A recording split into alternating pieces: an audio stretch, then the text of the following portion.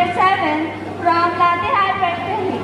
Now I am going to tell some words on Karma festival.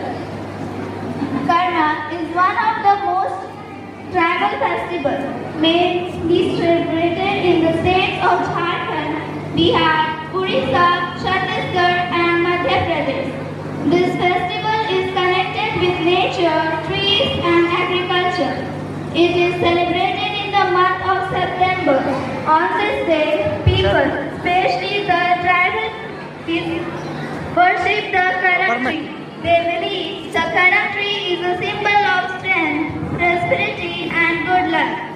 In the evening, people bring Kurukh branches to the village. They are decorated with flowers and kept in the middle of courtyard. Traditional songs and dance are performed around it.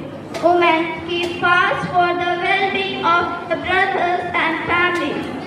The festival teaches us value of unity, respect for nature and hard work. Karma festival is not about worship but also about joy, togetherness and attachment to nature. We should learn from this festival to love our environment and live in harmony. Thank you and happy Karma festival to all.